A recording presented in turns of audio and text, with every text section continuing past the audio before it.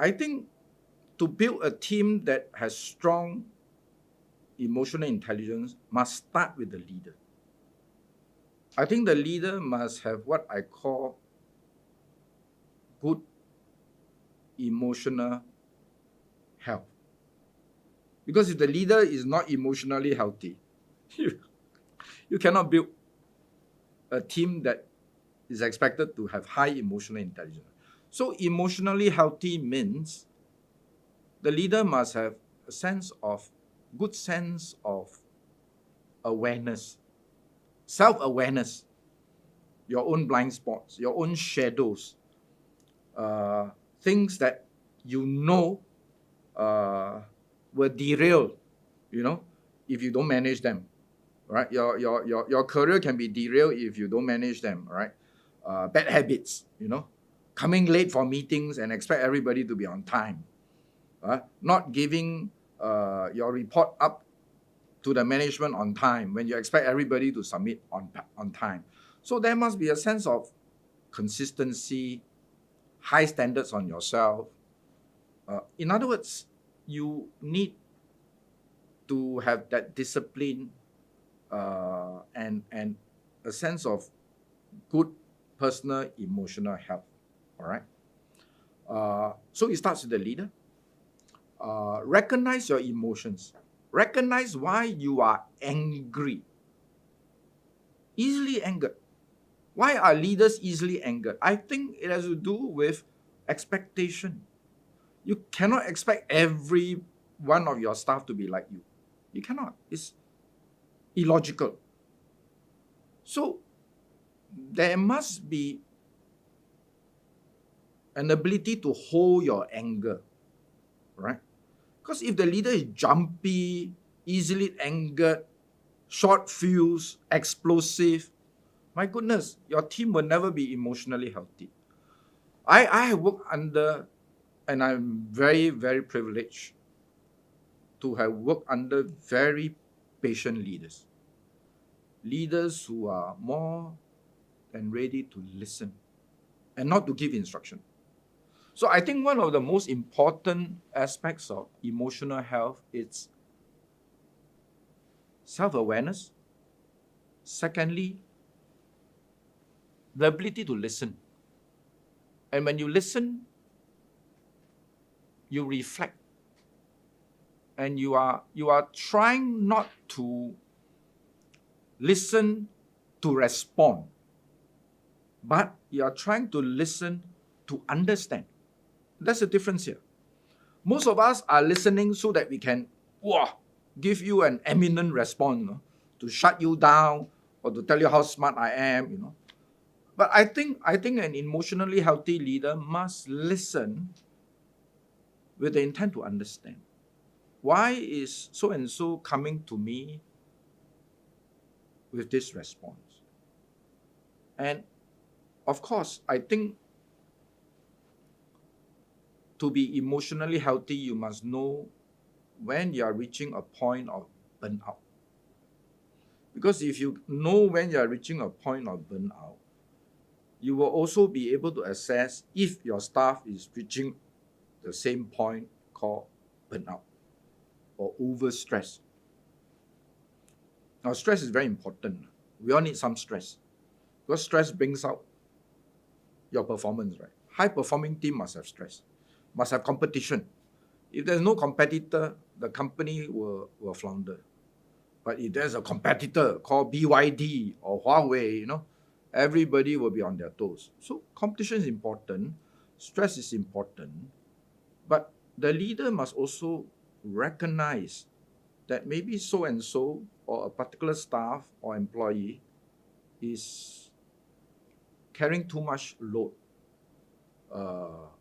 and see how best to redistribute the load. And it's always the problem when one of your staff goes on maternity leave, right? Because it doesn't mean that, you will hire somebody to backfill this staff for 6 months or 4 months, right? So the work is shared. And sometimes it's not even shared. It's given to the buddy. Oh, your buddy went on maternity, you take over. And I think, yeah, it's an expedient solution, but frankly, It's just going to upset one person, right? So an emotional healthy leader sets the tone to, number one, be disciplined, be slow to anger, ability to listen. And I think laugh at yourself. How many of our bosses, our group CEOs can laugh at themselves? Oh, sorry, I'm so stupid. I forgot. you know, now the ability to laugh at yourself shows that you are emotionally healthy. Some people will put out a strong front. No, I don't think I'm wrong. I think all of you are wrong. I'm never wrong. Now, when that happens, frankly, the staff will react. It's like the emperor with no clothes, right? Everybody can see the emperor got no clothes, except the emperor and his wife. And I think ultimately when the leader has that high degree of emotional awareness of his own standards, his conduct, his authenticity, ability to laugh at himself, then I think it will quite naturally be observed and be assimilated by the team. When I work in the zoo, they have this funny description called monkey see, monkey do. All right? And it's actually very true. I never know that chimpanzees are so intelligent. We show the chimpanzee how to unlatch the gate and how to lock it again. A chimpanzee, after watching one time, will know how to unlatch the gate and escape and not come back. So the staff can see if the leader is truly authentic or just, or is the leader because of his position. Right? He's appointed. The board likes him. But if the leader is truly authentic, then people will start to respect that this is the leader I want to work under. I think high-performing teams don't come naturally. Many teams are good teams. Many teams are functional teams. Many teams are even pseudo teams. But how do you bring them to be a high-performing team? Needs a lot of hard work by the leader, but ultimately is to set an environment, or what we would describe as creating that environment or an ecosystem for the members to flourish together as a team. It takes time for people to relate, for people to bond, for people to accept each other's nonsense. Sometimes they don't like each other when they join the team, but over time they grew to accept each other's idiosyncrasies and to allow everyone to have a say. And I think you can do that with respect. Respecting every individual who's diverse, even though this person is, I don't know why, always have a contrarian view, always like a wet blanket. Now, if you accept that this person is part and parcel, an integral part of your team, I think you have succeeded. People want to be heard. People want to be well led. You want to join a company where you know your leader will nurture you, will give you opportunity to travel, to move, to other things, to have opportunities. And that's how you build a high-performing team. People want to be respected. People has dignity. People want leadership. So they want to be well-led. And if they can see these values in the leader, they will give 100%. Right? Some people say 110. I don't believe that's 110%. 100%, they'll give 100%. Even if they give me 90%, I'm very happy. But a lot depends on the leader.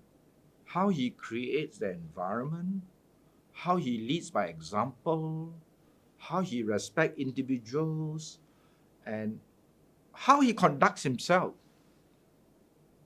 becomes so important that even when he has left the company, when he has moved to another place, people still respect him, that he has led the team well. So a lot depends on the leader's personal life example. And in the army, one of the requirements for commissioned officers and leaders is that we lead by our example. We lead not by our instruction. We lead not by our resources, but we lead by our personal example.